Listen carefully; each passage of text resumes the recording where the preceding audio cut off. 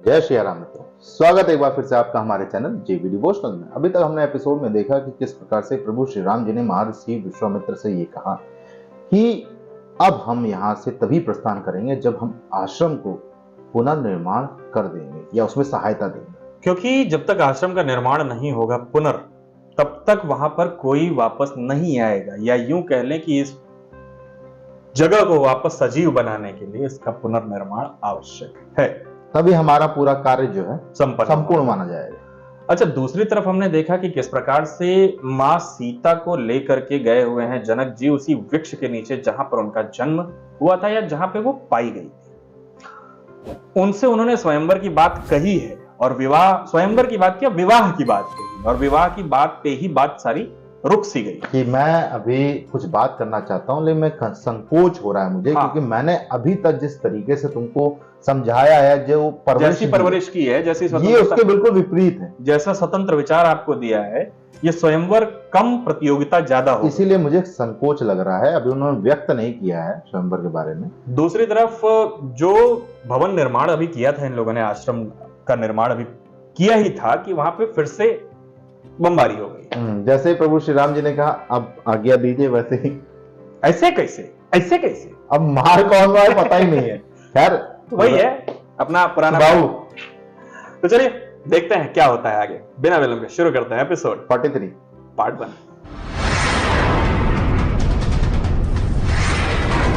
अग्निगोला, ये बहुत easy game है।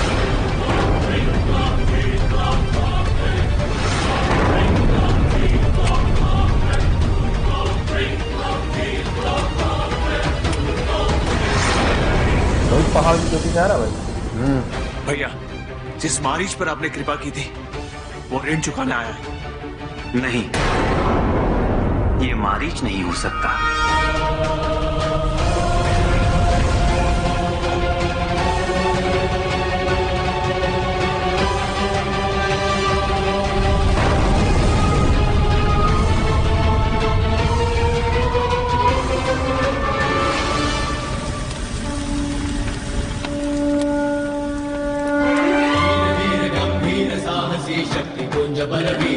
वही आगे रिटर्न वाली भाई।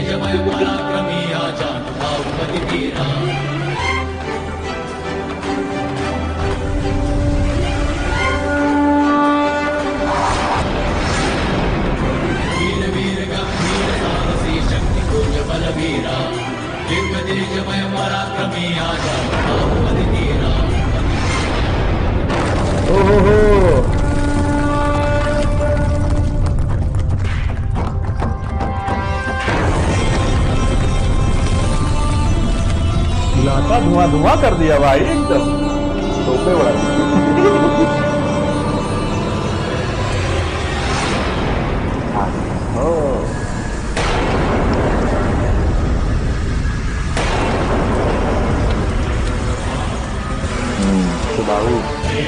बाबू वाला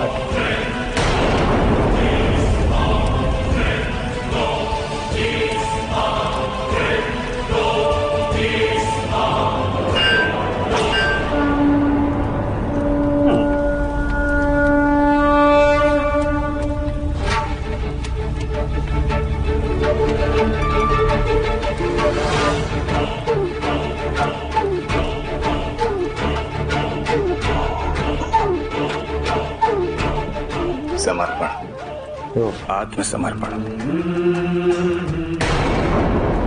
मारीच ने मुझसे कहा था कि शत्रुता छोड़ देनी चाहिए। मुझे इसकी बात मान लेनी चाहिए थी।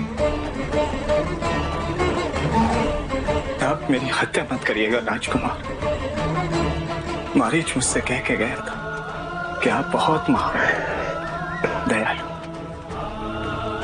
जो आज मैं देख भी रहा हूं। जब आप मुझ पर प्रहार कर मेरा विनाश कर सकते थे, किंतु आपने ऐसा नहीं किया। और ये मुझ पर आपकी बहुत बड़ी कृपा है। क्या बात कर रहे हो? क्या बात कर रहे हो? ऐसा नहीं होना चाहिए भाई। प्रणाम करना चाहता हूं।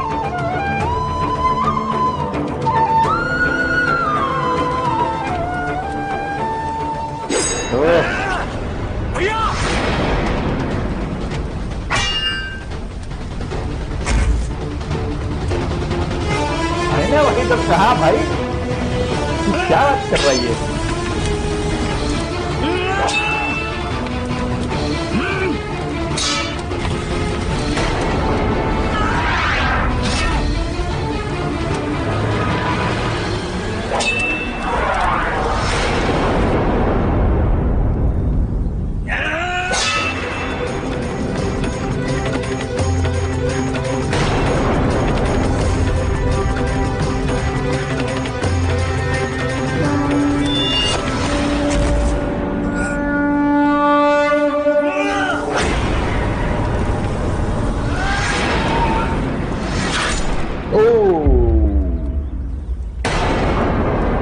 बहुत ही खतरनाक तरीके से मारा, वाइल्ड मूवमेंट थे। आंखें देख रही इसकी कैसे मेंढक जैसी बाहर आ रही है।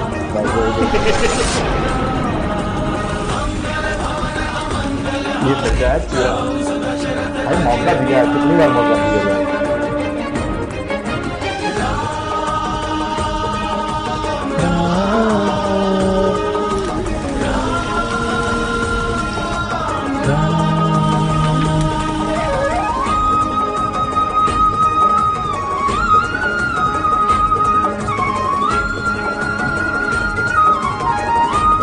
ये है वाव मूवमेंट। वाह, पाप इतना बड़ा करो।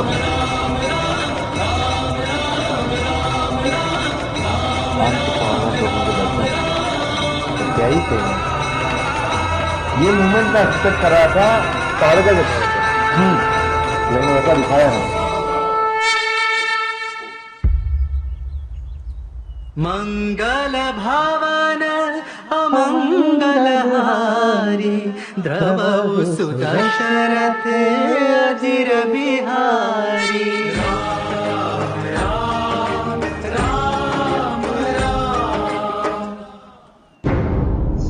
मिथिला, जब तक तुम्हारा विवाह नहीं हो जाता तब तक मांडवी, उर्मिला और श्रुतकीर्ति का विवाह होना भी संभव नहीं है। विवाह? हाँ, परंतु तुम्हारा विवाह तभी संभव हो सकता है जब तुम्हें कोई योग्य वर मिल जाए। एक ऐसा व्यक्ति जो तुम्हारे ज्ञान, तुम्हारी स्वतंत्रता से असुरक्षित ना हो, जो तुम्हें अपने बराबर कर समझे, जो तुम्हारे असाधारण होने का सत्य स्वीकार कर सके, जो तुम्हारे भूमिजा होने का सम्मान कर सके।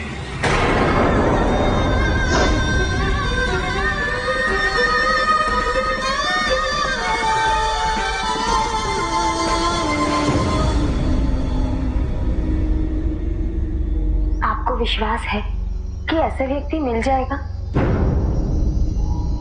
स्मरण है कि महर्षि परशुराम ने तुम्हें भगवान शिव का महाधनुष उठाते हुए देख लिया था।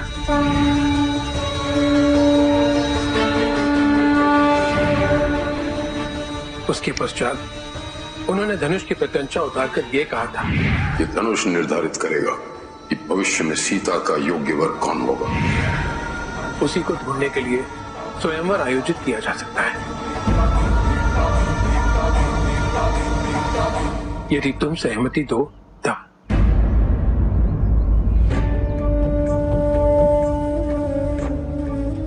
मेरे लिए तुम्हारा निर्णय जानना अत्यंत आवश्यक है पुत्री, क्योंकि बिना तुम्हारी सहमति के मैं कुछ भी नहीं कर सकता। यदि तुम कहोगी कि तुम्हें ऐसा स्वयंवर स्वीकार नहीं है, तो मैं तुम्हारे इस निर्णय को भी स्वीकार करूंगा। कोई दूसरा विकल्प ढूंढा जाएगा, क्योंकि तुम्हारा सुख, तुम्हारा आत्मसम्मान और तुम्हारी प्रसन्नता से अधिक महत्वपूर्ण मेरे लिए कुछ भी नहीं। यदि तुम चाहो तो कुछ दिनों का समय ले लो, सोच लो। मैं नहीं चाहता हूं कि तुम अपना निर्णय शीघ्रता में सुनाओ।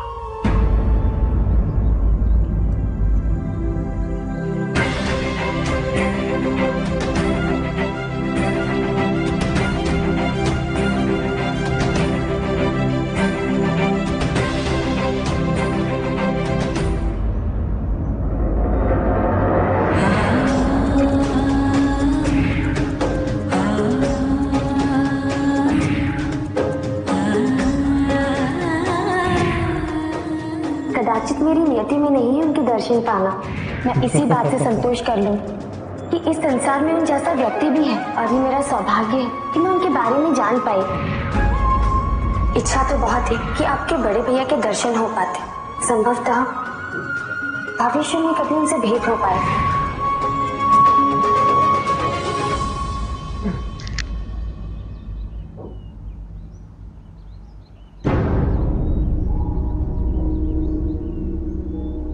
मैं जानती हूँ पिताजी कि आपका कोई भी निर्णय मेरे अहित के लिए नहीं हो सकता है। यदि वो मेरे स्वयंवर का रूप हो, वो भी मुझे सहर्ष स्वीकार है।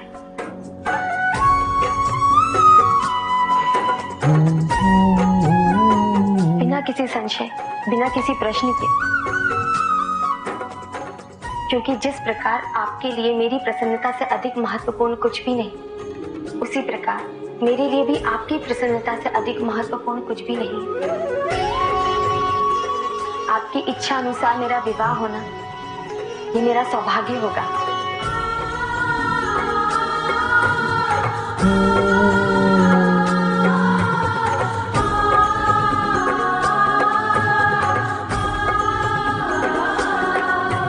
तो भैया चैप्टर सुबाहु क्लोज।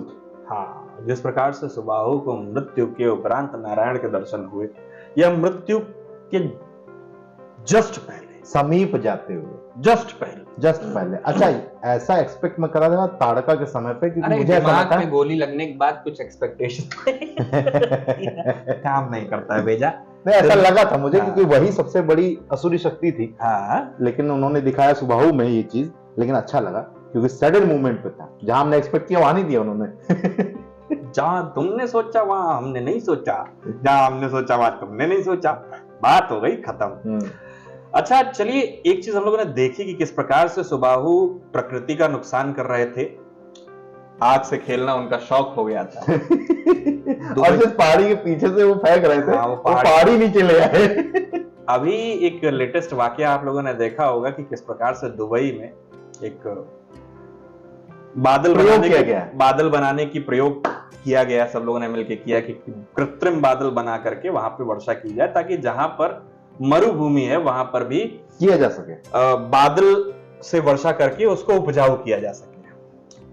जब भगवान का काम इंसान संभालने लगेंगे तो भगवान ने क्या किया, वो बड़े बड़े पत्थर ओले के रूप में दे दनादन भगवान ने ये निर्णय ले लिया कि सभी देवताओं का कार्य तो नीचे से हो रहा है। को पहले पत्थर तो सारे देवताओं की मीटिंग बुलाई और एक एक गुम्बा पकड़ा दिया, जितना खींच के मार सको मारो। जोक सपाट। लेकिन इस वक्त जो दुबई की स्थिति है, जिस तरीके का वहां पे सोचे रेगिस्तान में बाढ़ आ गई, सुन के बहुत तगड़ा स्टॉर्म। अच्छा, इंस्टाग्राम पे दिखाया जा रहा, पता नहीं क्या कुछ एडिटिंग करके इफेक्ट अलग से डाले गए हों, लेकिन जिस तरीके से स्टॉर्म दिखाया जा रहा है, इतना तगड़ा स्टॉर्म कि आदमी भयभीत हो जाए। मैं वही तो बता रहा हूं कि वही, अब इसको प्रकृति का तांडव ही तो कहेंगे कि मरुस्थल में बाढ़ आ गई, इतना पानी की प्रलय हो गया। लेकिन हाँ, तारीफ करनी पड़ेगी कि वहां के जो हमारे अथॉरिटीज हैं, उन्होंने 1-2 दिन में ही क्लीन करवा दिया। ये वो बड़ी चीज थी। लेकिन ये भी कह सकते हैं कि एक्सपेरिमेंट का उनको आइडिया था कि हो सकता है पानी इतना बह जाए तो वाइपर पहले से अरेंज कर लेते हैं। वो तो ठीक था, लेकिन वो जो भगवान लोग इकट्ठा होकर पत्थर मारे हैं ना, दोबारा गलती नहीं होगी। फिलहाल संवेदना को दूर रखते हुए केवल मजाक का पात्र था। फिलहाल इस एपिसोड को करना होगा हमें यही समाप्त। देखते हैं आगे सीता जी का कैसे होगा स्वयंवर, साथ साथ और प्रभु श्री राम जी कैसे पहुंचते हैं मिथिला। तब तक के लिए राधे राधे।